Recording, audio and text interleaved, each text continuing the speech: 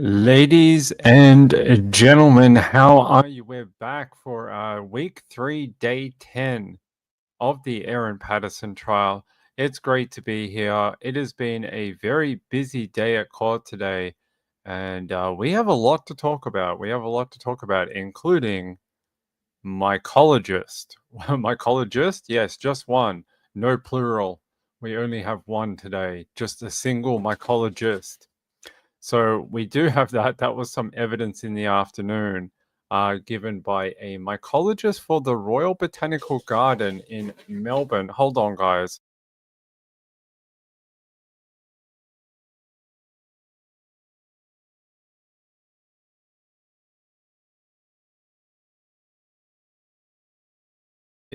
Sorry about that. Hold on. My cats are being... Every time I start the show, they play up. I don't know why. I don't know why they play up. They just do. They know that Dad's got to work, and they're like, hey, we don't like that. How dare you? All right, let me get set up, and let's get going. Then you don't have to see my ugly face. Hold on. That's not the right one. That's not it either. Good work, Ping. All right. Nope, that's week 2. Sorry, guys. I'm just trying to find out day 10. There we go. There we go. All right. Stop. Apparently our browser wants to be silly. There we go. All right. Let's share that, and then let's get the camera on, and then let's get going. There we go. Now you can see my ugly face. There you go. There you go. There you go. Now you got me. Good to have you all here. Busy day in court. I'm going to run you through just a couple of things that happened earlier on in the day. So we heard from another doctor. So we heard from a lot of doctors so far. I guess that's sort of what happens when people end up in hospital. But we heard from a doctor called Dr. Laura Muldoon. I'll talk to you a little bit about her in a minute. We also had another medical staff. Her name is Dr. Rhonda Stewart. We heard from these two women earlier in the morning, and then we transitioned to this mycologist, and the mycologist took up, well, probably about half the day, maybe a little bit more of the Erin Patterson trial today. So a lot of that was running through all this information with the mycologist, and I will get to that. I just want to do a little bit on these two earlier ones. And I want to start with Rhonda Stewart. And they ask here, or they asked today, and the person asking the question is Miss Lenthal.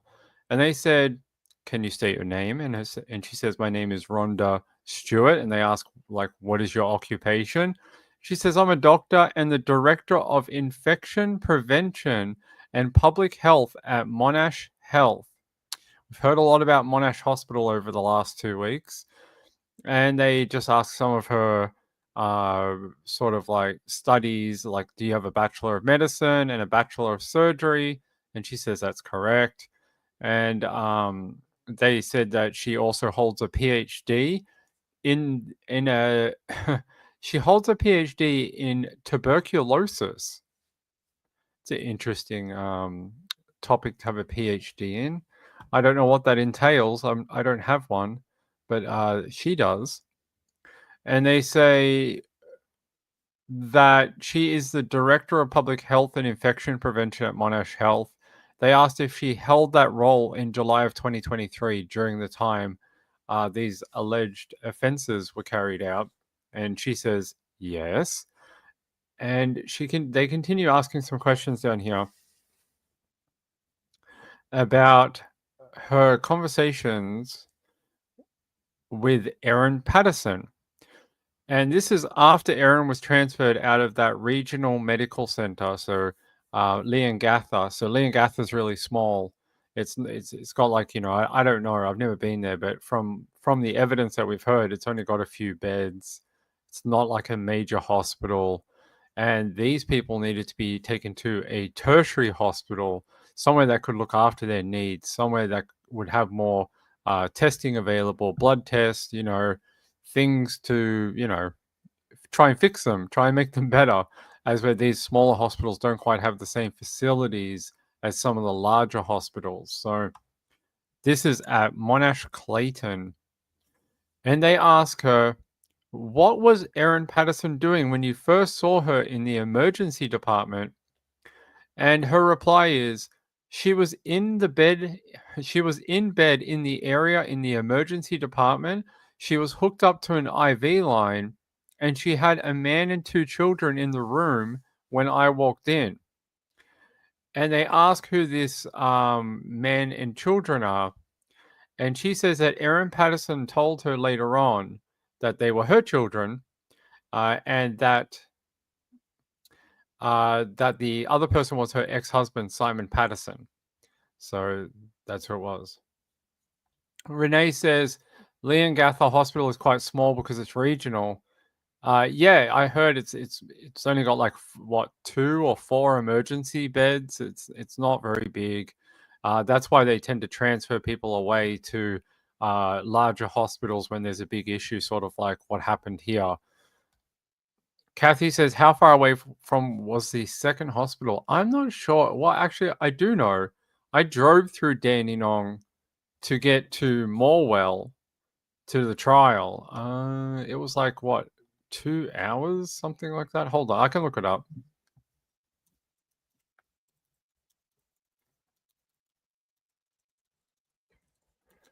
It'd be a couple of hours. Oh, it's not. It's about 100 kilometers, about 105 kilometers, and about 1 hour and 18 minutes driving time. So about an hour and 20 minutes from Leongatha Hospital to Dandenong Hospital. So about an hour away. So it was a pretty long transfer for an ambulance. Like that's a pretty, it's not like going across Melbourne to Sunshine or something like that. It's quite a distance. So yeah, it says an hour and 20 minutes. Kathy says, were they flown? No, I believe they were taken via ambulance, is what I heard during the evidence. Hey, Ozzy, how are you? Ozzy Tad said, I had my appendix out there and a baby, but anything more serious is sent away. There you go. Thank you. Appreciate the insight. Renee said, I think they were, yes, they were taken in an ambulance. So some of the evidence that we talked about in week 1 and part of week 2, they detailed this process, how they basically kept declining and they didn't have enough tests at Leongatha and Korumburra to sort of diagnose what was going on. They did some of the tests and they were sort of like, well, this doesn't look right. Like, we've given them IV, we've rehydrated them, but they're still going downhill. Something's not quite right here. So they transferred them out to Dandenong to get more help, more testing, a toxicologist, all these type of things. Pain on Chocolate says sometimes they fly people via helicopter if it's very urgent. Yeah, so I have witnessed this.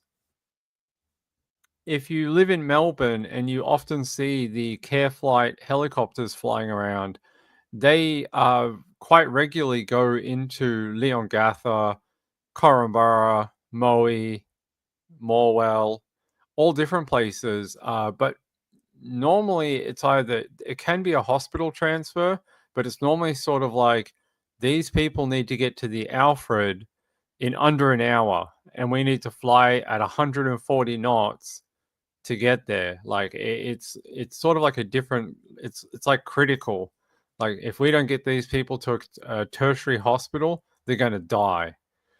That and road accidents. So often when there's a crash on a big road out in the country, they'll bring in the helicopter because these people need urgent care very quickly.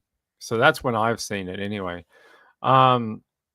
Renee said there's also Warrigal Hospital, but it's still regional. It doesn't compare to the city hospitals. Yeah, the city ones are really big.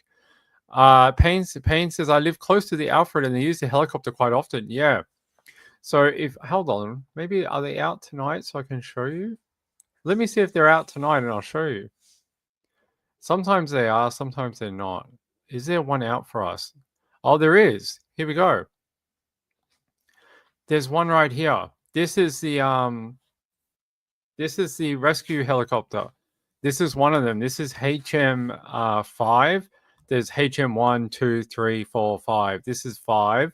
I don't know where he's coming from right now. You might see a couple. Is there 2 out? There's only 1 at the moment. Sometimes you get like 3 of them and they're all flying in different places. I don't know where he's coming from, but somewhere out here, somewhere near Benalla.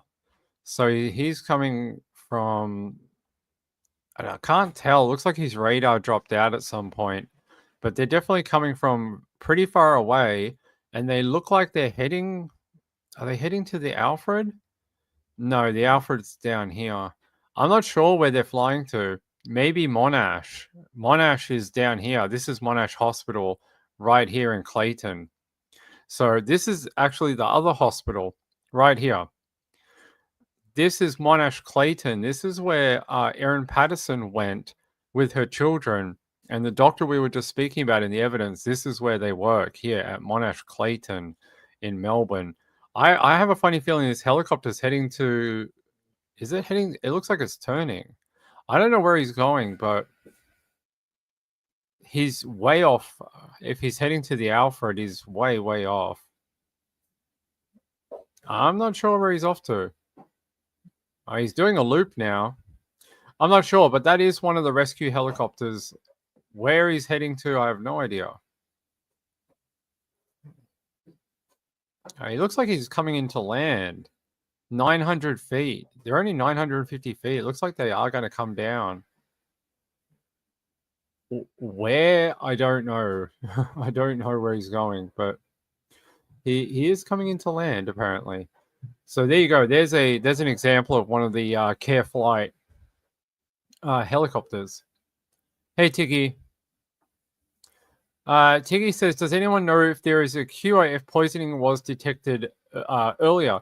Yes, they talk about a cure for Amanita, phalloides, which is death cap mushroom. There is an antidote, and they did order it for these 4 people. We don't know why it didn't work. We're not sure. Maybe it'll come up with more evidence. We haven't heard from people from the Austin as of yet. We're sort of still in the Clayton, Dandenong doctor, list. We're still working our way through those people.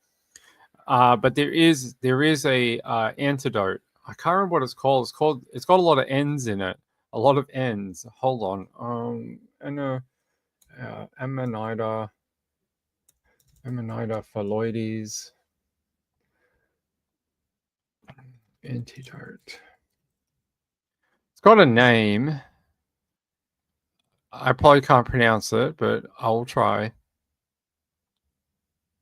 Silibinin. So silibinin and penicillin. We know that they gave penicillin to the 4 people who got sick. Don, Gail, Heather, and Ian did get penicillin as a treatment. They also did order the silibinin as well. So it's spelled like this. This is a antidote for death cap poisoning, and they had, I believe in the evidence they said they actually didn't have any. They had to try and find it from a different hospital because they didn't have any in stock. So they had to search around Melbourne and try find a different hospital that had any. But that is the antidote. So if you hear this come up in the evidence, that's what they're talking about. This is the antidote for death cap poisoning. Why it didn't work with Don, Gail, and Heather, I don't know. I'm not a doctor. I can't tell you. And they haven't said anything about it in the evidence as of yet. All right. So back to this evidence that was given by Rhonda Stewart. And again, she is a doctor and the director of infection prevention and public health at Monash, which we just showed you on the map. And like I said, first saw her in the emergency department. She was hooked up to an IV, lying in a bed, and they said, like, "So did you ask Miss Patterson a series of questions?" And she replies, "I did." And they ask, "What was that first question that you asked Erin?"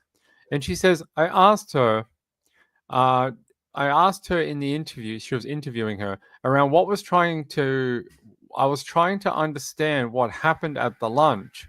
So I asked her about what had happened at the lunch and who was there and how she prepared the meal.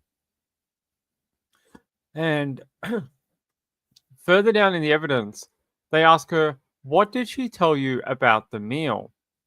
And the doctor replies, "She told me that she'd made a beef Wellington, that she'd made the beef Wellington with a mushroom paste, that the mushrooms, I asked her about the mushrooms because that was the concern at the time, that there were two different types of mushrooms that she'd used. And when I quizzed her about the mushrooms, one of the types that she said were taken from the supermarket in a container with plastic over the top. She says, so I just assumed they were button mushrooms like we see regularly in the supermarket.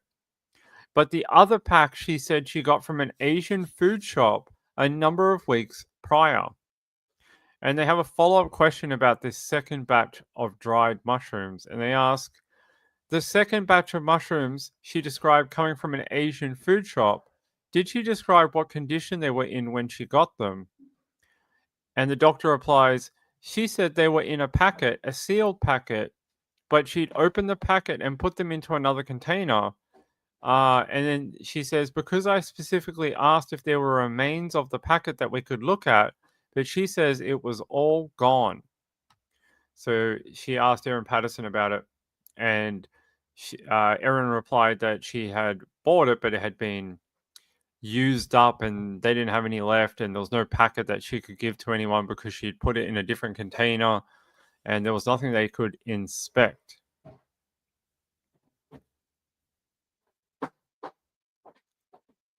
Um, Right, I remember that at the time there were people that said that sales had gone down. Hey, good to see you. CCZC. Hey, good to see you. Hi Ping. If the jury find her guilty of manslaughter instead of murder, can Erin still serve time? I'm not sure. Um, I was asking this question today whether there had been any additional instruction given to the jury, and I was told we don't know. So I wish I could give you a better answer, but at the moment, I don't even know if this is an option that the jury can find her guilty of that, or if it's like a one and done, like it's murder or not guilty. I don't know. I checked through all my notes and I can't find anything that, because I was wondering the same thing, and I can't find anything in my notes about it. So I asked someone today that's more involved in this than me, even though I'm at the trial every day. And they said to me that maybe we'll hear more about this sort of thing at the end. So when Justice Beale gives his instruction to the jury to go into deliberation, maybe we might hear more about it then. But I haven't heard anything about it so far. And if I do, I will tell you. But right now, I don't have anything to give you on that subject. Kathy Lynch says, "I don't even know what a beef Wellington is." I think I've shown you before.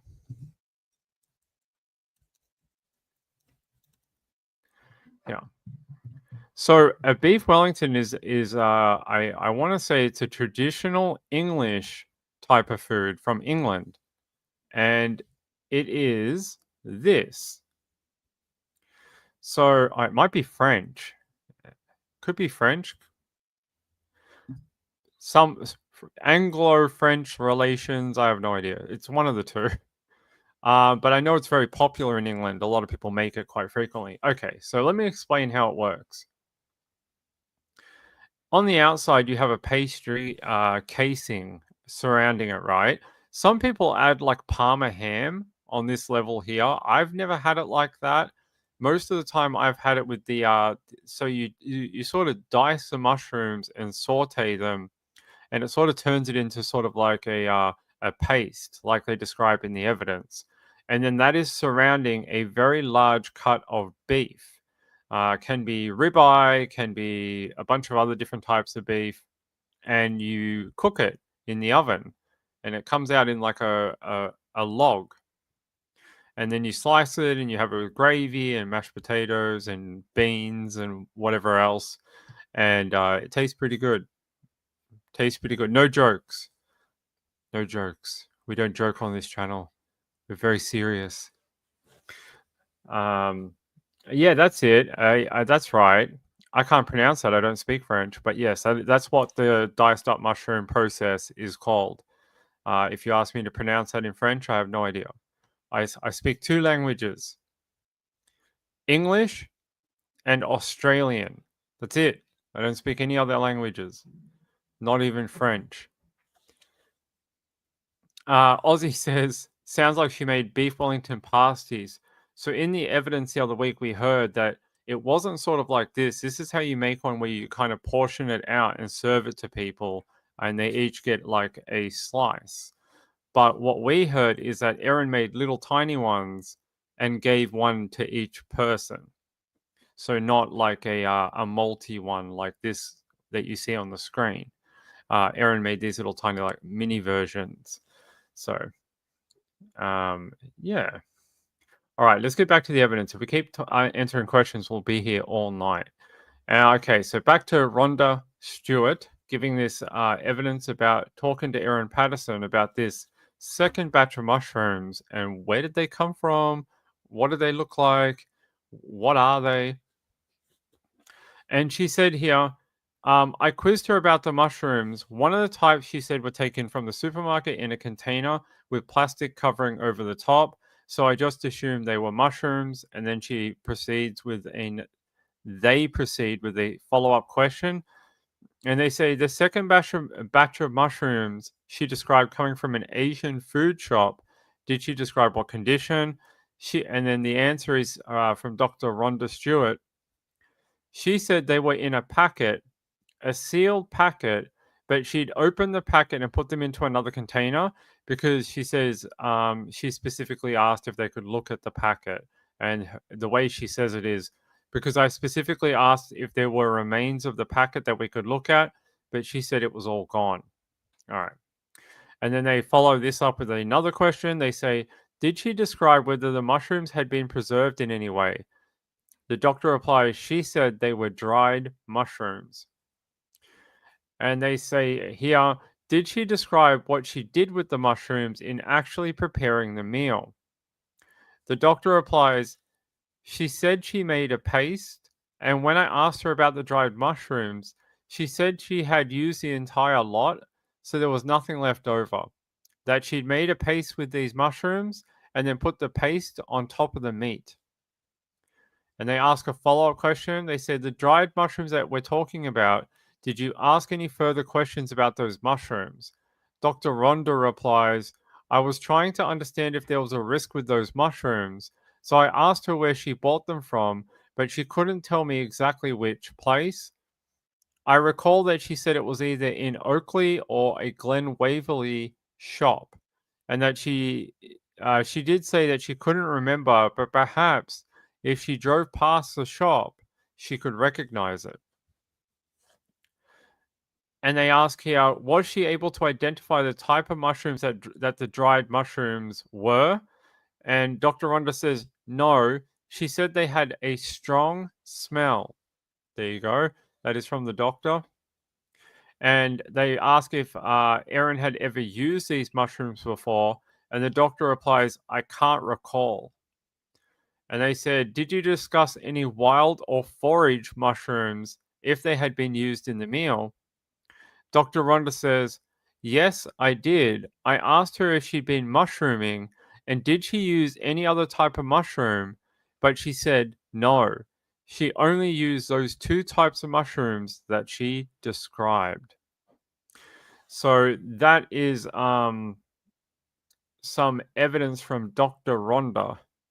and what she spoke to Erin Patterson about, and that is what we heard in front of the jury today. Her evidence.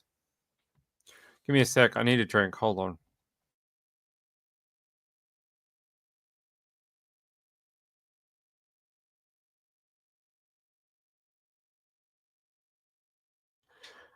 By the way, I want to thank Tiggy. Tiggy, thank you. I appreciate the super sticker. That is very kind of you, very generous. Thank you for supporting my channel. I appreciate it. It's nice to see people. Well, they appreciate the content. I do it all for you all, everyone watching. I do it for you. I don't do it for me. I already know all the information. I was there all day. I could just go to sleep. I already know it all.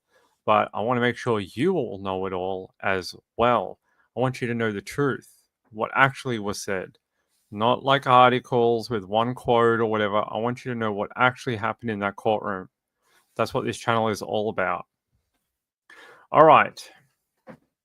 I want to take you to some other evidence today. I really want to talk about the mycologist because I feel like a lot of people have been sort of waiting, well, to hear from an expert about mushrooms.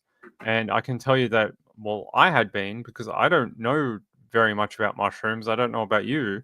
I don't know if we have any mycologists that subscribe to the channel, but I'm not a mycologist. So the only mushrooms I know are the ones that you buy at the supermarket. I don't know any others except for the ones you eat on the weekend and then like have a really fun time. They're the only two I know about.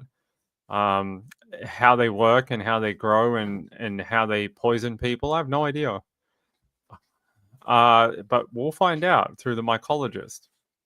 CCZC says, I told friends I'm inviting them over on the weekend and making a Wellington. I haven't made it in years. They laughed and asked me not to use any mushrooms. Well, would it be a beef Wellington then if you didn't use mushrooms? I feel like that's sort of like a cardinal sin of cooking that you would, if you leave it out, you might be in trouble. Um,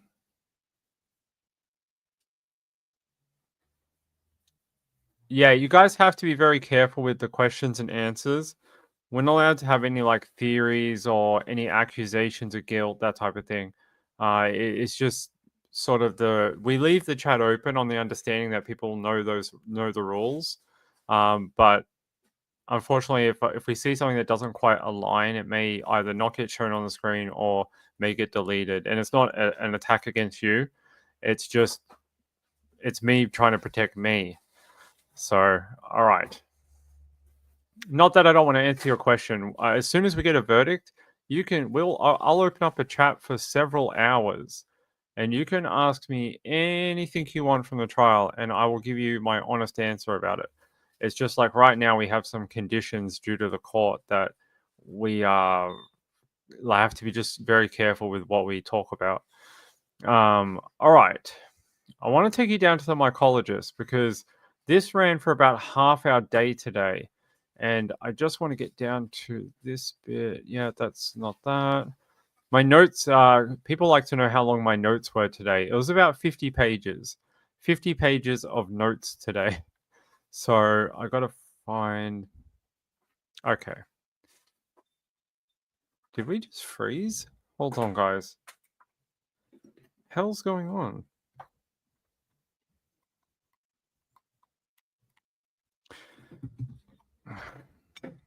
All right. My mouse chose a very inopportune time to stop working. I had to plug it in. All right. Let's go down here. Where do we start with this guy? Let's start with his name. I think that's always a good. Sorry.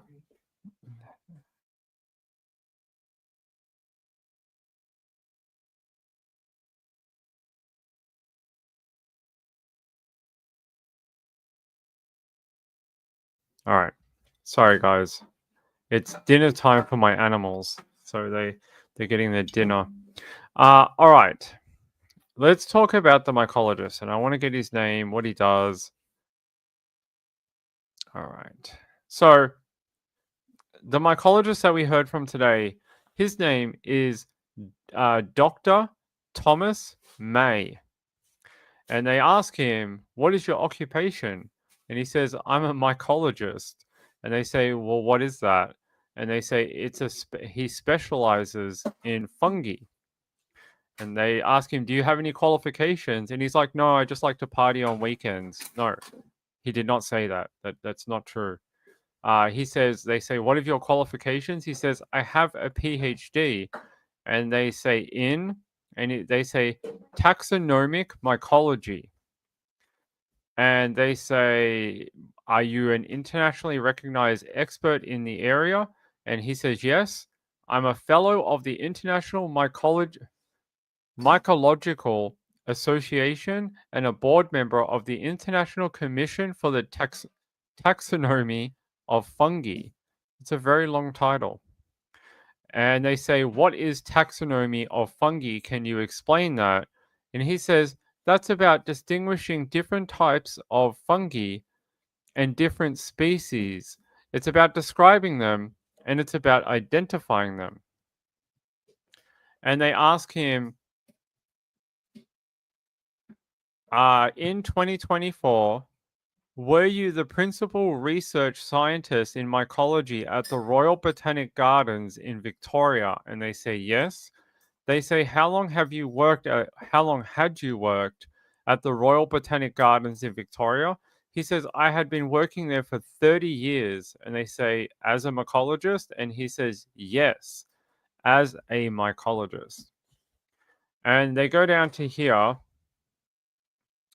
and they sort of ask some questions about death caps. And while we were listening to the doctor, they had a PDF up on the screen, and they were sort of going through these different slides about death cap mushrooms. They were sort of showing us different things, and he was sort of explaining them. I can't show you that. They don't give them out to us to give to you.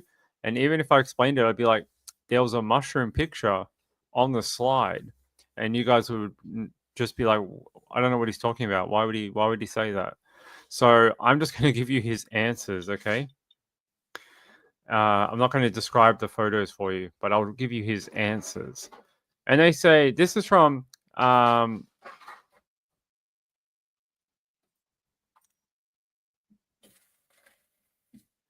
this is from Dr. Rogers, Nanette Rogers, SC.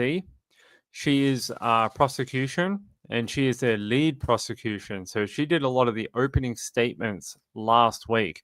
Now we've heard from a few other on the prosecution table, a couple other people, but Nanette Rogers is sort of like their head of the table, the head legal for prosecution.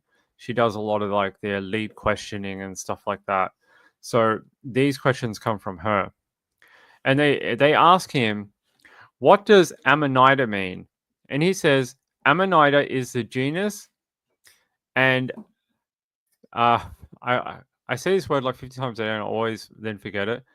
Phalloides is the species. So he says, Amanita is the genus. Phalloides is the species. And he says, the genus is kind of like a group of similar organisms, like a eucalyptus are gum trees. And he says, Amanita is a particular group of mushrooms, and Phalloides is a specific species within that group. And she follows up and says, so Amanita is a genus of fungi. And he says, correct. And they ask him, are all Amanitas poisonous or not? And he says, not necessarily, because we don't know the toxicity of every single species. Many of them are toxic, but we don't know the toxicity of every species necessarily. And they go on and ask him, how many species of Amanita mushrooms are there? And he says, in Australia, there are over 100 species that have been formally named in Western science. And he said there would be more expected than that.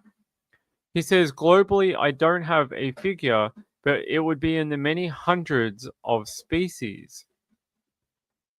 And they ask him, is the common name for this fungus is death cap mushroom? And he says, for this particular species, Amanita phalloides, the common name is death cap. And they say, yeah, I don't know if I really want to go into this because I'm going to mispronounce it, but sure, okay, we can do it. They ask him about the biology of a death cap mushroom. And he says, so the death cap mushroom are the growing part of this kind of fungus is fine threads that grow in the soil. They are there whether or not the sporing body, which is the mushroom, is present. And he says, so that growing part in the soil, the technical term is mycelium. That is connected to the roots of living trees, in particular members of oak, like oak trees or the oak family. That mycelium sits in the soil over the years, and from time to time, every year, usually under suitable conditions, it produces a sporing body, which is the mushroom that we see. And they say, is the mycelium or fungal cells visible to the naked eye? And he says, no. And they said here, what is the visible part of the mushroom called? And he says again, a sporing body. So the bit that we all see, the bit that is above the ground, the bit that we'd all go, hey, that's a death cap mushroom. That is a sporing body, according to this expert witness. All right. And they sort of ask him, are these mushrooms relatively short-lived? And he says, yeah, they're relatively short-lived. They're quite fleshy, and they decay quite readily. So they would not last longer than a couple of weeks when they're sitting in a field. So yeah, it's quite interesting how that works. I don't know how mushrooms work or anything. And they say, when you say, so they're asking him here, do mushrooms produce spores? And he says, yes, that's the function of the sporing body, is to produce the spores, the reproductive part of the fungus. And they say, when you say the reproductive part of the fungus, they're capable of developing without fusion with another cell, for want of a better word. And he says, the life cycle of a fungus is really different to an animal or a plant. So those spores will blow over land, and they do need to fuse with another individual, although there are exceptions, and there is a strain of Amanita phalloides where that is not necessary to happen.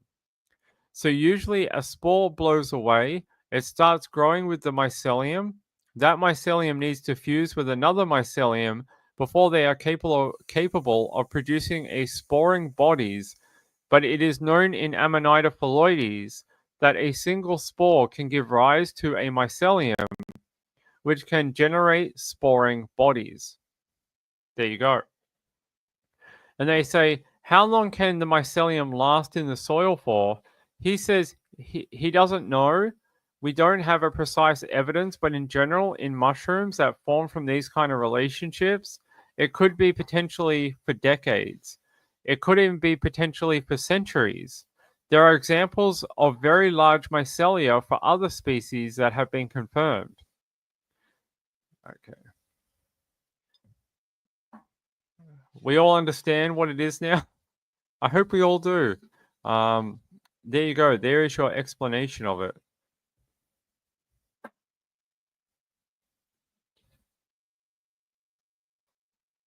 Yes. So he said that they normally are sort of like annual. So they'll pop up sort of around the same time period every year, give or take a month or two. And he said sometimes the peak season is in March, sometimes it's in February, sometimes it's in, April. It just depends. And he says, each year is slightly different. So sometimes you'll get them earlier in the year and you'll get a whole, uh, burst of them, and you'll get a lot of them all at once. And then sometimes later in the year they happen. And he said there's no real rhyme or reason to it. they just sort of have their moments and you get a large number of them at one time. But yes, that they do normally happen sort of once a year, but there's no direct pinpoint of time, like to a single day or a single week. It's sort of like over a season, a few months. Okay. All right. So this is where they started showing these images to the jury. And this is where I hope it'll make sense to you, even though I'm going to explain it, but you will not be able to see the images. There might be a brief description, but you'll just have to have the answer to what they're talking about, as we just don't get copies of it. And maybe later we will, but we don't right now. And they said here, I want to begin showing you a series of images. So they ask him what that first one is, and they say it's a death cap, and they ask him, is it an introduced mushroom? And he says that's correct. And they say, can you elaborate on that? If you talk to that, please. And he says, the native area of distribution of the death cap is in Europe. That's where it is native. It is where it originated. It is where it evolved. It has spread to various countries, including the USA, New Zealand, Australia. In Australia, it is an exotic species and it was accidentally introduced. There's no evidence that it was deliberately introduced, and it was probably brought into Australia in soil with tree seedlings, although it hasn't been established how that occurred.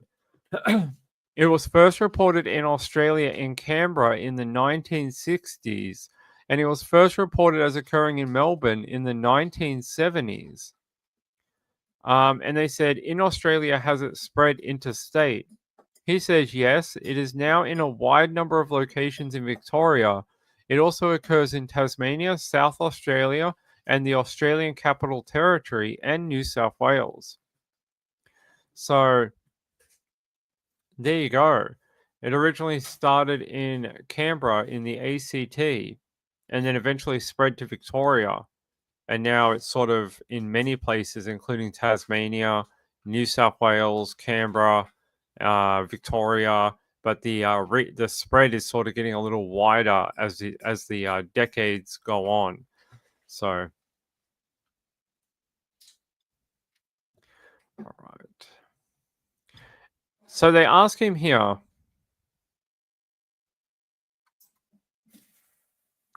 They say, is it the case that sometimes mushroom species might only occur under one particular type of tree? And he says, and he says yes. And they ask again, in its native habitat in Europe, death cap mushrooms are associated with what? What kind of trees? And he says in his evidence, it's in its native habitat in Europe, the death cap is associated with a variety of trees, including members of the oak family, but there's also other kind of trees from other plant families. In Australia, it's only been reported with members of the oak family. And they go on to ask him, what do you mean by the oak family? And he says the specific types of trees are, and I'm going to try to pronounce these scientific names for you. I don't know how well I'm going to do with it, but it's basically oak, beech, and chestnut. So these are the three that they're talking about within the oak family: beechwood or beech tree, oak, and then chestnut. These are the three that they know about where the mushrooms grow in a symbiotic relationship with the tree. So he was explaining a little earlier that these mushrooms sort of need the tree to survive, and they sort of tap into each other and live in this symbiotic way. You know, the mushroom gives it something to the tree, and the tree gives something to the mushroom, and they each sort of benefit from the relationship. And that's sort of how death cap mushrooms live. And they ask him here. Yeah, I'm not going to do that. That's it's a lot about like structure of the mushroom and things like that. I think that would be information you guys could find on your own. But they ask him here about the top of the mushroom. And they say, "What is the color? Is it typically greenish or yellowish?" And he said, "Correct, but it's quite variable. Some may be whitish or some may be brownish. Then there's white patches of the membrane that sits on top of the mushroom. They can be present or absent." And they were showing him on a slide, and they were showing they say in this particular slide you put arrows about where the white patches are on the mushroom from where the universal veil is. And if I look up a universal veil on a death cap, I might be able to show you what that looks like. It didn't come from evidence, so I'm just going to show you what that means or what it looks like. Okay,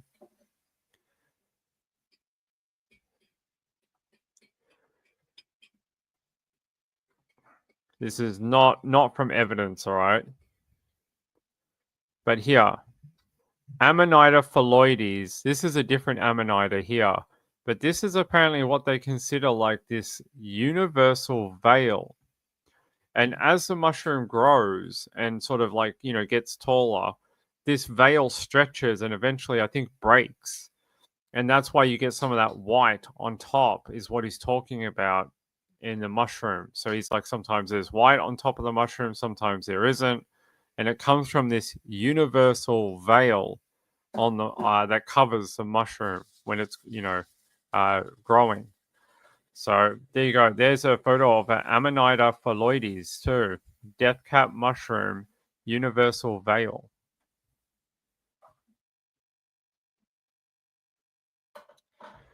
All right.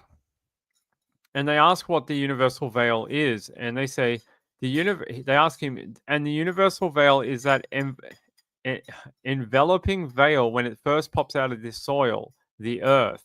And he says yes. So that's what the photo you're seeing now, when it first sort of appears from the mycelium underground, it sort of looks like this. And as it grows, it stretches and then it breaks. And that's why you get that white sometimes on top of the mushroom. All right. And they sort of ask him here, what color are the gills of the Amanita phalloides? And he says the gills are white at the start and they remain so at the maturity. And they say the stem or the stipe, what color is that? He says it's a pale yellow. It may be whitish. It's variable to some degree, as is the cap, but in general, it's pale yellowish or pale yellowish or whitish in color. So there you go. Let me move down here.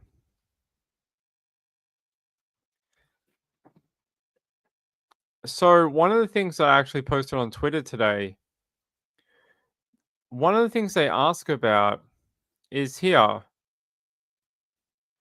They're asking about sources of information about the time of death cap distribution and where they are, and they're sort of like, he's answering this question about it, and they say he talks about scientific reference collections of mushrooms or fungi, and it's called a fungoria. That's what it's called, fungoria. And they no, and they say, or a fungarium. And they say, what is a fungarium? And he says, it's like a museum for fungi. It's a place where permanently preserved dried specimens are housed, often with an online database associated with it. The second source of information about distribution of death cap is observation. So these are observations by what we call citizen scientists, people who are interested in posting records of nature. These are often photos, but they generally don't link back to specimens. And those observations are submitted through a variety of citizen science portals. Some of these are apps, and some of these are online. And he says those are two different types of information, the specimens and the observations. And then he says are brought together by data aggregators An example of a data aggregator is the Atlas of Living Australia, the ALA, which pulls data from a variety of sources, including observations and specimens. And they ask him, is that information publicly available? And he says the ALA is a publicly available, accessible online database. And they ask him, what is that? What form does that take on? And he says the ALA provides information about each different species as a profile, including a list of all the records and a map. And then they go on to talk to him about more citizen scientist type websites. And the next slide they showed the jury was from iNaturalist. So iNaturalist came up earlier in the opening statements last week. I will show you what iNaturalist sort of is. If I go here.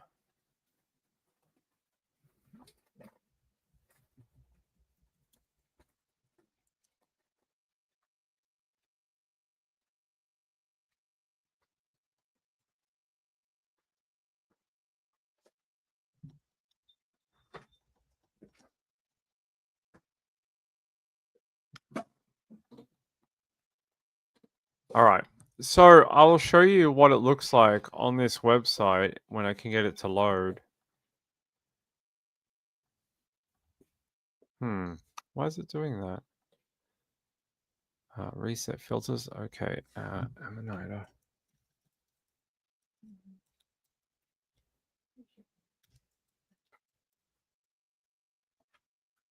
All right. So this is the website they're talking about. It's called iNaturalist.org.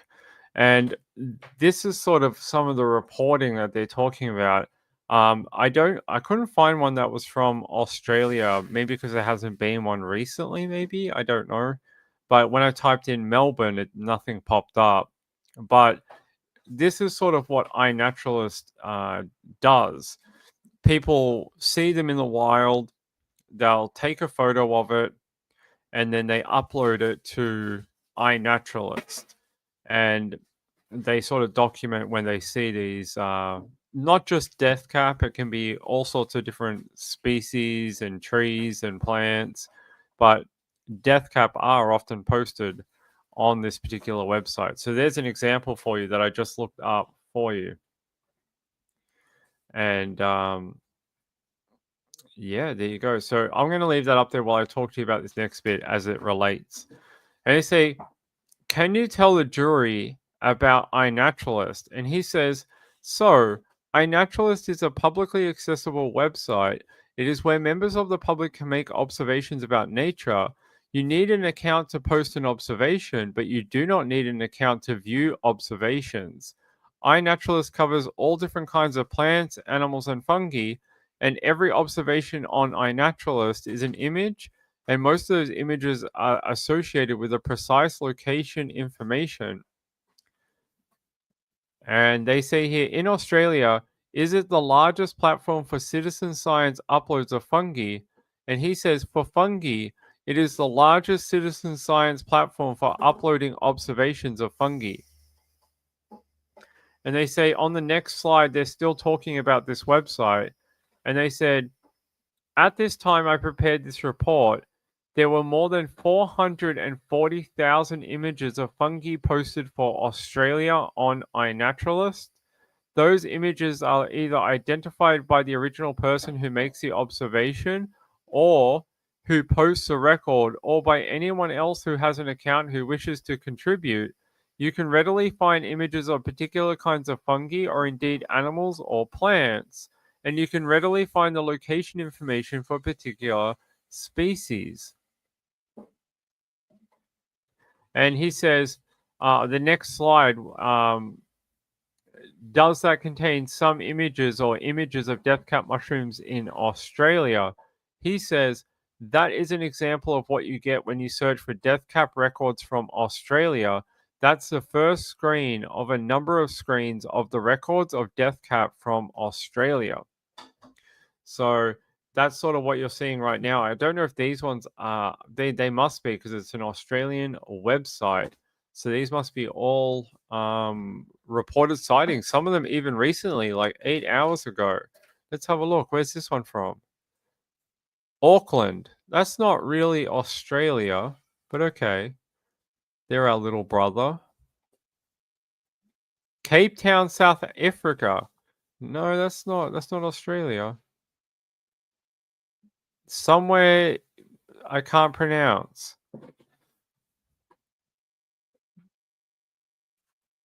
Somewhere in Italy? I don't know. Let's see. Australia. All right. These ones are from Australia, though. Or, yeah, Victoria, Australia. And as you can see, they often provide this location information. So you can actually zoom right down and it'll show you exactly where this mushroom in the photo was located. So this one was located near Webster Road and Wiseman Road. And I don't have a suburb though. What's the suburb? Just Victoria, Australia. And they give you a longitude and latitude of where the mushroom was located too. So this one is sort of near Wandon East. Wandon East. It looks like the closest suburb. I don't know if that's the correct one, but you sort of see where it's located. And you see all these little red dots. I wonder if we can make this full screen for you. You can see on this map all these other reports of where death caps might be. When was this one taken? 30th of April 2024, a death cap mushroom in the suburb of Cheltenham.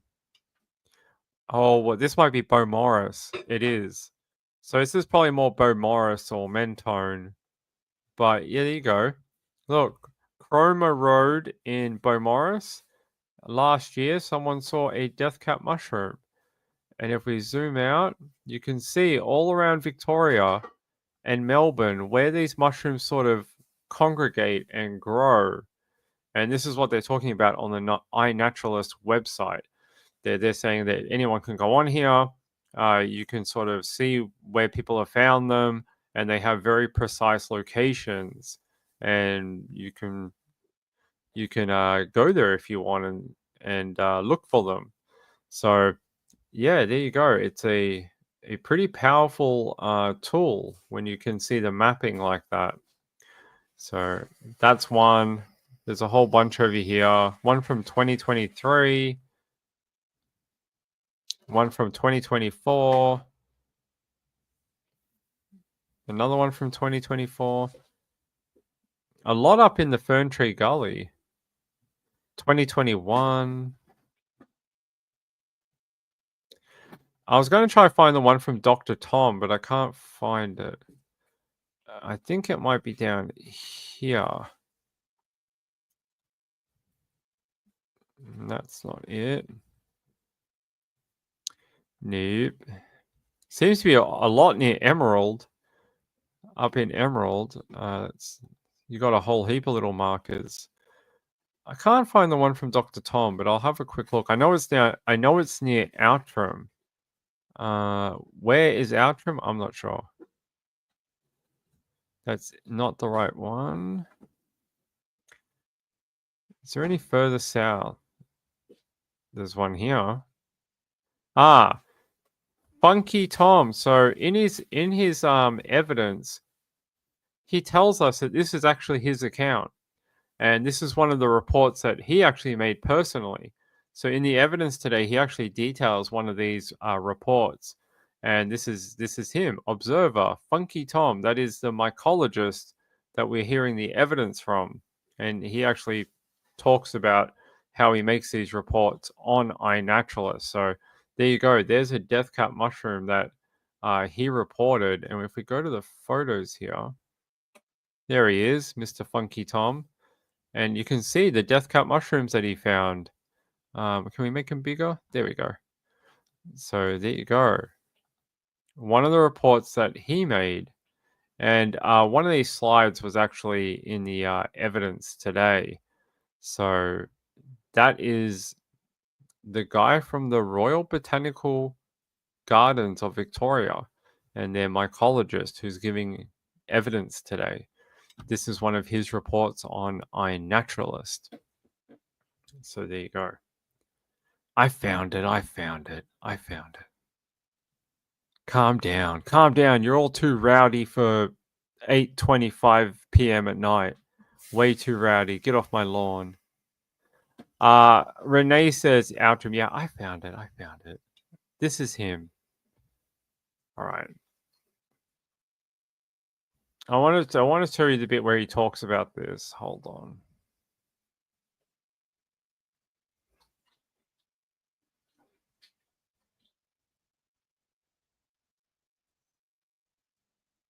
All right, let's go down. Oh, I'm not sure if I have it in my notes. I don't have it in these notes, but I can tell you that he did talk about he himself making this particular observation on iNaturalist, and that you could still find it on there, which we did. So what is it? Oh, Botanic. Sorry. Thank you. Thanks, Christy. I appreciate it. I like when people grammar correct me or whatever. It's great. It's my favorite hobby. I appreciate it though. Let me see. Let's go back. All right. This is something I want to talk about here. And they talk about a records in terms of death cap mushrooms in other parts of the world. And they ask about Southeast Asia. And this is what they had to say about that. Dr. Rogers, Nanette Rogers, says there are records in terms of East Asia and South Korea and Japan. He says correct.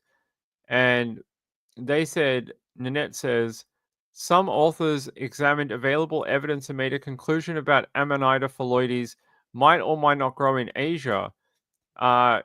The doctor says, Dr. Tom says, yes, they expressed some doubt as to whether the GBIF records from South Korea, Japan, and Far Eastern Russia, they expressed doubt that Amanita phalloides occur outside of its distribution in Europe, and that doubt would apply to those records from South Korea, Japan, and Far East Asia, because none of them, as far as I'm aware, are backed up by DNA sequence information. And Nanette Rogers says, there was a study of Amanita from China in 2010, and he says correct. And she follows up with, what did those authors conclude? He says, their conclusion was that there is currently no evidence that Amanita phalloides occur in China. And Nanette asks again, are there other Amanita species in China? She says, he says, the doctor, Dr. Tom, says, yes, there are a number of other similar looking species of Amanita that occur in China. And they said, but no, Nanette asks, no verified records of Amanita phalloides in China. And he says that is correct. There you go.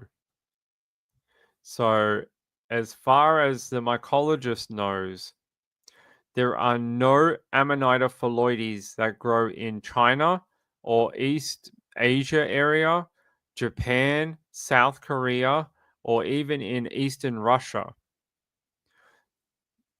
What that means, I'm not sure, but you all might be listening a lot closer than me. I have no idea, but that is some information. All right. Yes. Here's where he talks about where are these death cap mushrooms known to grow in Victoria? And they ask it as a question, and the question is phrased like this: where in Victoria are death cap mushrooms known to grow? And he says, so we take the information from the specimens and the citizen science reports. Death caps are found throughout metropolitan Melbourne, predominantly from central Melbourne to the east, extending to the Dandenong Ranges. And he says, it's in a variety of suburbs from South Yarra to Emerald. It has also been reported from a number of regional centres to the west of Melbourne. It is found at Gisborne, Castlemaine, and Bendigo. It is on the Bellarine Peninsula. In the north of the state, it is reported from Beechworth, and to the east, it is found in Gippsland, but with only 3 reports from Outram, Lock, and near Morwell. Only 3. And he says, they ask, are the reports from Outram from May 2023? He says, correct. And they said, and the record from Lock is from April 18, 2023? He says, correct. And the third record, he replies, the third record is a historical record that is posted in the ALA, and that doesn't have a supporting photo of it or information about what tree it's under, but there was no reason to doubt the record. And they said, when you said it was historical, when was the date for that? And he says, I don't have that information. I believe it would be sometime in the last 20 years. And they follow this up with, was there a location that you can recall that came from near Morwell? And they said, I think they just, was there a location that you can recall that came from? And he says near Morwell. So they're asking about that historical report of death cap, and they're saying there was one in the last 20 years near Morwell, so near where the trial is taking place. And they say, what can you say about the density of recordings being higher in Melbourne than in regional areas? And his reply is, in general, with these citizen science platforms, there are more records where people generally live. So in a large metropolis like Melbourne with 5 million people, there's a lot more records in Melbourne and surrounding areas than there would be in regional centres or in the bush between regional centres. And they ask, and this is showing the map of occurrences of death cap in Victoria, and he says correct. And again, those red dots are postings, if you like, of where. And he says where either specimens have been collected or lodged in reference collections, or where citizen scientists have made observations. And they go on to say there's quite a large cluster around Melbourne as opposed to regional Victoria, and he says correct. And that's what we were looking at on that slide before. If I can get back to it, this is what they're talking about. You can see where the cluster of reported sightings are on the map. So they're all sort of grouped together in the like central to the south and then to the east of Melbourne. That's where you're seeing like this the big bubble of them here. That's what they're talking about the red dots on the map. This is the map they're talking about. So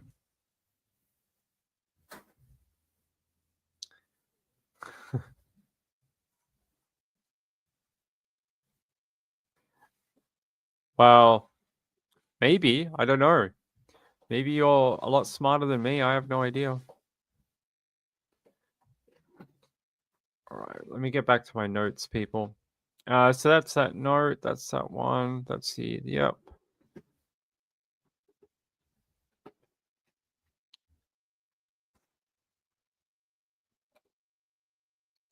I'm just seeing if I've missed anything.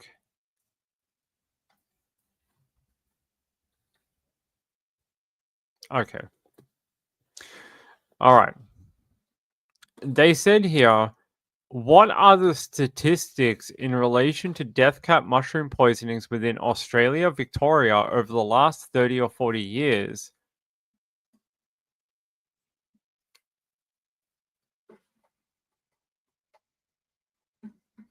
And they say here, he says, I preface this by saying there is no registry for Amanita phalloides poisoning, so there's no central registry where these cases are kept tabs on. But in terms of various reports in literature about fatalities, there was a documented fatality that occurred around 1997, or it may have been in 1996, It involved a husband and wife who cooked and ate wild mushrooms that they'd picked from the roadside. The location wasn't named, but the hospital was in Melbourne. The male died some 24 hours after admission, approximately 60 hours after ingesting the mushroom. The death was reported to the coroner, and the autopsy report read that the cause of death was multi-organ failure secondary to Amanita poisoning. The specimen of the raw mushroom that the male had eaten proved positive for Amanita toxins.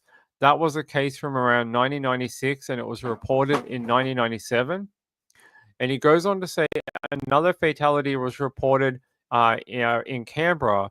They reported that 7 patients presented in hospital in the ACT with poisoning by this mushroom between 1988 and 1997. 3 developed hepatotoxicity and 1 died. So there is another reported fatality. And they ask, what is hepatotoxicity? And they say it's relating to the toxicity regarding the liver, correct? And he says correct. And they're saying that report was in 1999. He says I think it was published in 1999. So that was another case of death cap poisoning and death in Canberra or the ACT.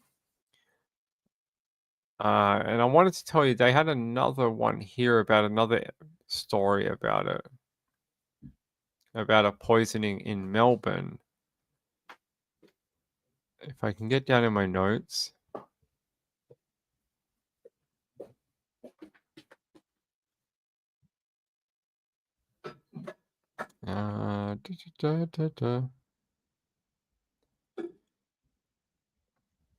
It should be here.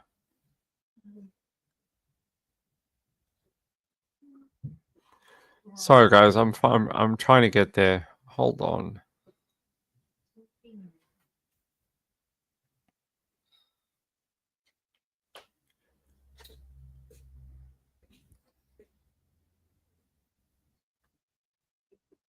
Sorry about the dead air. It's a lot of notes to go through. I just want to find this one other quote because it's very, it's something I want to report.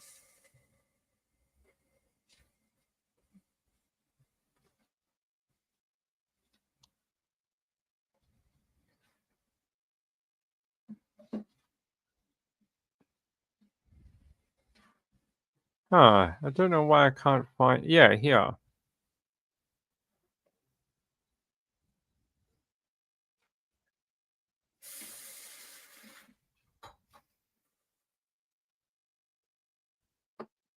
I don't know. Where is my.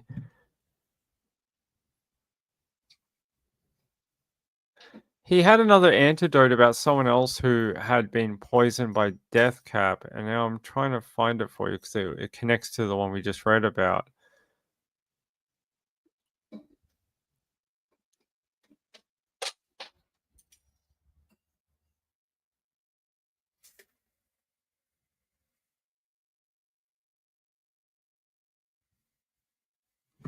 Must be further up. Hold on, guys. I will find it for you.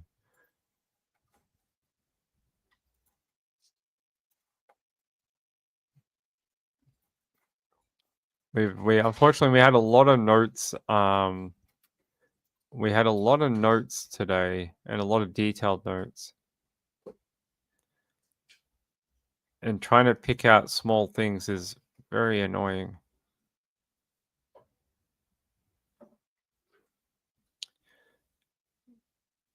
But the what they're talking about is he said that in the same year as the lunch, so the lunch that we're talking about here with the 4 people, they ask him, was there any other presentations or reported cases of anyone else having Amanita phalloides poisoning during that year? And he details this one, and I wrote about it on my Twitter this morning. Hold on, I'll grab it from there and I'll read it. Yeah, what I wrote today, and I'll try find the longer version of it for you in a minute.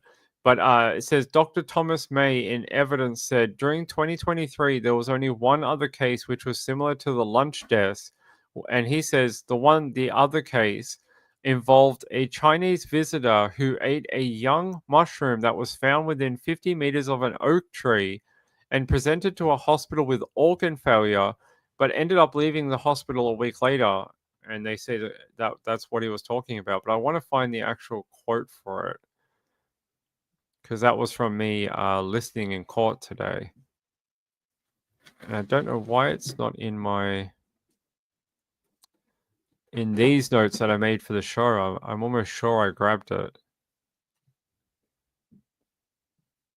Ah, here. Jeez. Found it. Okay. So they ask here, now in terms of 2023, were there any other poisonings of this nature, such as this case, reported in that particular year? And this is his reply, and this is the long version of it. And I hope I got it all right. They said here, in terms of 2023, they said, so the Victorian Poisons Information Centre contacts the mycologist on duty at the Royal Botanic Gardens in Victoria, where there are cases reported to the VPIC, the Victorian Poisons Information Centre, that involve mushrooms, and there's a need to identify the mushroom, and occasionally we're contacted directly by hospital toxicologists. So we keep a log of the calls that we receive from VPIC about mushrooms. And he goes on to say, I reviewed the calls that came in 2023, and apart from the case in question, there was one other call where there was a presumed ingestion of Amanita phalloides, and a patient exhibited symptoms. In that case, which was in May, a Chinese tourist ate one young mushroom that was reportedly collected 50 meters from an oak tree. That person exhibited symptoms. They were admitted to hospital with signs of organ failure, and they left the hospital a week later recovered. He says we don't necessarily have full details of the medical case history, but that's the notes that we made around the case. During 2023, there were 24 other cases that we received from VPIC about where there were symptoms reported, and they were all connected with the ingestion of wild collected mushrooms identified as yellow stainer mushrooms and a bunch of other mushrooms, ghost fungus, just a shaggy parasol, a bunch of others, but they were not Amanita phalloide cases. So in that year, in 2023, they only had one other case.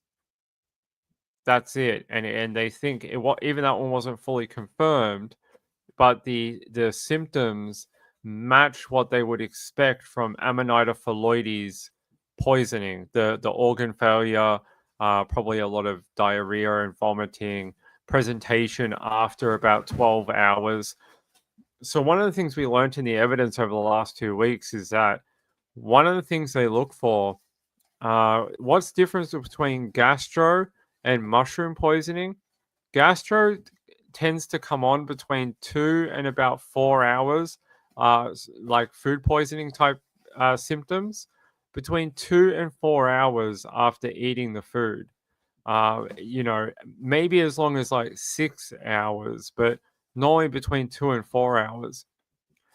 Why it was odd with this particular case is that all of the people involved, including the 3 that died, all their symptoms appeared over 12 hours after ingesting the meal.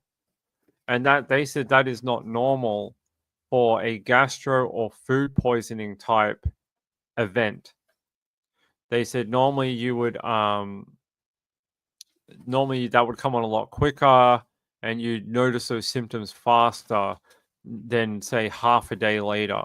So there you go. That's how I can relate that evidence to you that you just read.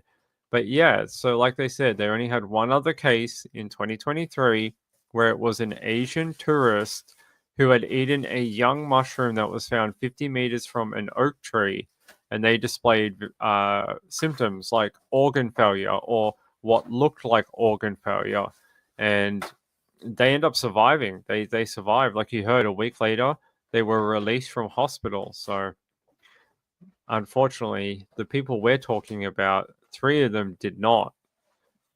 So, well done. I got there in the end. Nick says very safe with chorizo. Okay. Oh, Aussie. I think the one you're talking about, that's from Canberra. So I think it was in 2009. In 2009, there was a pretty big outbreak of Amanita phalloides poisoning in Canberra. A guy had actually picked a bunch of mushrooms and taken them to a sort of like a restaurant, but it was a private dinner. Not they weren't serving customers, and he ended up making a meal out of it, and a bunch of people ate it and got very very sick. But that was about 15 years ago in Canberra. Renee says definitely not normal for food poisoning. No, and they said that was one of the signs that they looked for was that each person had reported their symptoms like half a day after eating, and they were like, it doesn't sound quite right." Aussie Tad says that's the one. Yeah, so that was in Canberra. I want to say 2009, but I'm not 100% sure. Hold on.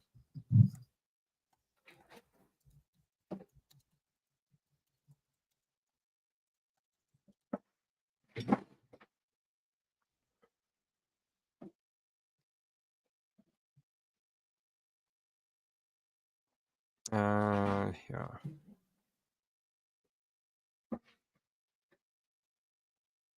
It was in 2012. 2012. Sorry, I thought it was '09, but it was 2012.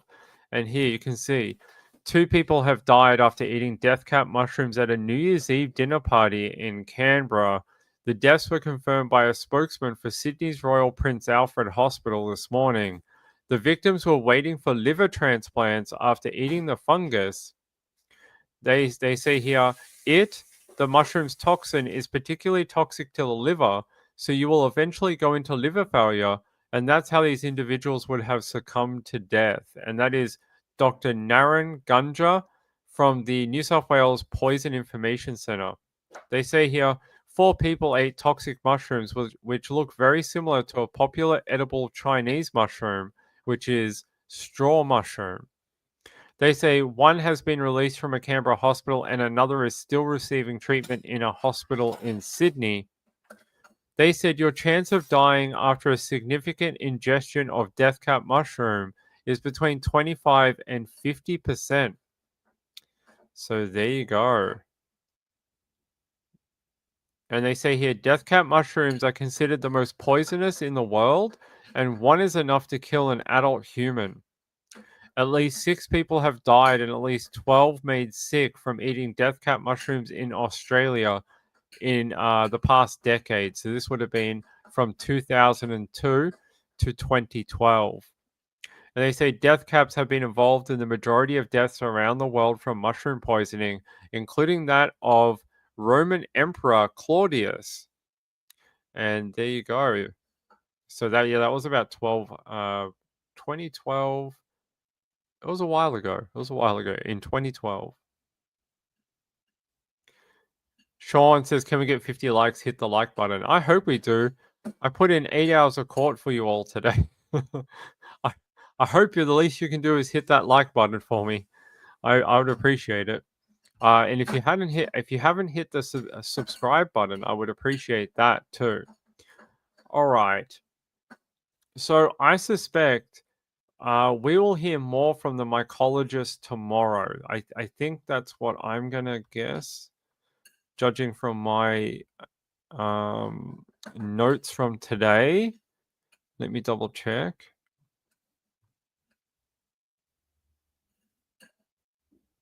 Yes. So I suspect we will hear more from Dr. Tom tomorrow, the mycologist. So we will hear more from him tomorrow. That is my notes and catch up for today. We've done about just over an hour and a bit, an hour and 20 minutes. Longer than some of these 2-minute recap of today. I don't know how you get through all the details I just told you in 2 minutes or one article, but I don't know if it's possible. So if you want to hear the most detailed information and explanations about Erin Patterson's trial, this is the only channel on YouTube that has been given access to the Supreme Court to do this type of content. I'm the only one. So if you want that type of information, you should subscribe to this channel for more updates and more status updates throughout the day. Joniel says, I was the first like. Well, I appreciate it. Thank you. You started a trend. You started a groundswell of like buttons. That's what you did. Hey, I love you all. I think we're going to get out of here for the night. That is my update. It was pretty straightforward today because we only had a couple of witnesses. We didn't have like 12 like last week where we had 12 different people in one day. Give me 1 sec. I just want to check something.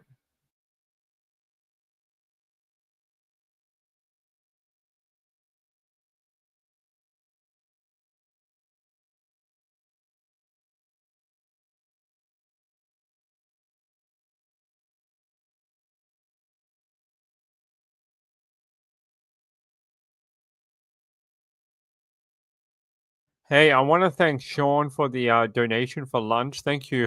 I actually have noodles and dim sims that I bought on the way home that I haven't even eaten yet because I come home, I edit out all my notes, I start doing all the show setup, and I get out. And then as soon as I can get on here and talk to you guys, I do. So then after I get out of here, then I go eat and relax and do it all again at 10:30 a.m. tomorrow. So I'll be back in court tomorrow at 10:30 a.m. for day 11, week 3, day 11 of the Erin Patterson trial. Now, I was speaking to some people today about what we're going to do during verdict watch. And right now, it's all a little up in the air of what's going to happen. I believe at this time I will be at home for it could take a week, it could take 5 weeks, it could take 9 years. I don't know. And I think the people I spoke to today, they don't know either because it's up to the jury. It could be 1 day, it could be 900 days. Who knows? There's no time limit in Australia on a jury verdict. They can do it for as long as they need to until they get to either a point of a hung jury or a verdict. So there is no time limit here for verdict deliberations. But what I can tell you is that as soon as I know a verdict, it'll be on the Twitter and I'll be on the air. A live show will be up and ready and we'll be on the air within seconds. Within seconds of me tweeting that verdict, I will be on the air and we'll be breaking it all down for you. And I'll tell you what happens next. Okay? Hey, I love you all so much. Thank you for supporting my channel. This is the only independent media that is doing this trial in Australia. There is no one else. Everyone else is either a major media company, a news station, and I do this out of my own pocket. I go to the trials every day. I report on it, and it's just me. I'm one guy. Don't have a legal team. I don't have a giant, 50 people staff working on these stories. It's just me, one guy. And I appreciate all the support. I do. So if you haven't hit that subscribe button, please do so. That's the one thing that really helps YouTubers out because we can't comment right now. All the comments are turned off.